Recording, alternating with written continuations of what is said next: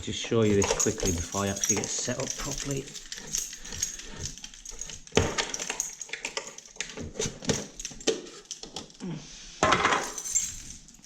So I'll just use this out of the tin. I'll get this coated up. Again, you don't want to be letting the decorator's caulk harden. You need to work with it wet or damp.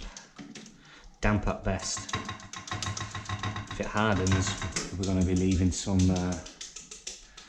very pronounced lines in there that we don't want. Okay, start underneath.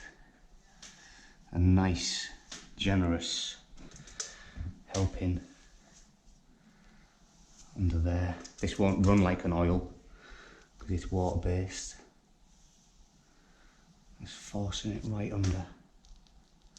Ooh, that was close.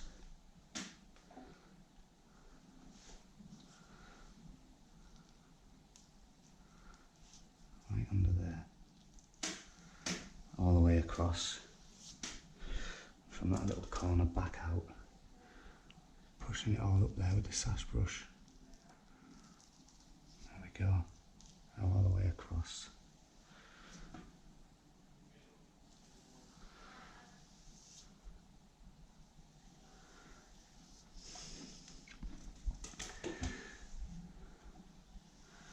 Completely do these areas while we're here, all the way onto the top as well.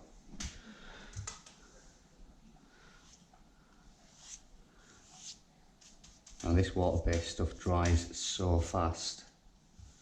I mean, I'm talking within about 30-40 minutes we can get a recoat on here. If you're using an oil base,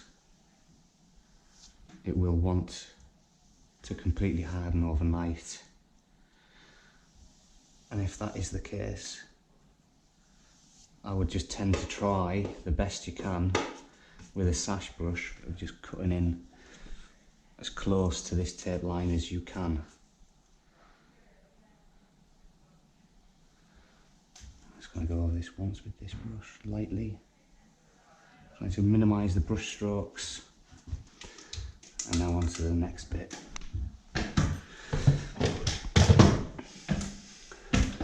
Whoa. Again, pushing it right under there where that caulked edge is.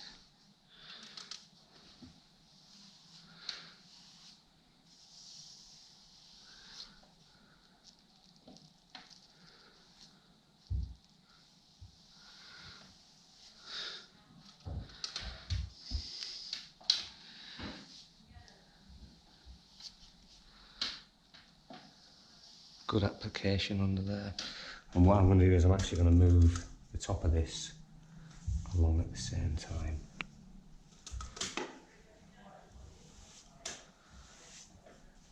So this product that I'm using here is a Dulux eggshell. Might even be diamond eggshell. I'll have to have a little look actually. Diamond eggshell. Dulux diamond eggshell. And water-based products are becoming a lot more popular.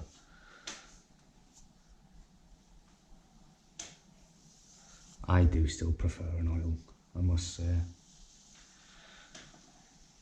After you've done all this sanding and prep work, and you finish with a very light brush, the oil tends to just settle right back. You sometimes can't even tell it's being brushed on. But water products have still got a little way to go when it comes to that.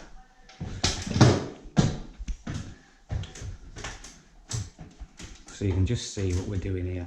Pushing it under where the caulked bead is. Making sure we've got a really good coverage under there. Excuse me. And then we're bringing the top edge in. And just easing it into each other. Just giving us a nice, full, solid coverage. I need to get right into that corner there. Just like that. And then again,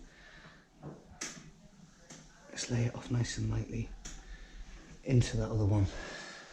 Okay, so that's the first coat into that tessa tape, and that system with the decorator's caulk is what I will use down the architrave of the window, across the skirting board. I'll use that system throughout the whole thing. I'm not trying to tackle too much at once because I don't want this to completely go off, so I'm probably going to do it in little sections, and that way I'm focusing on one area at a time.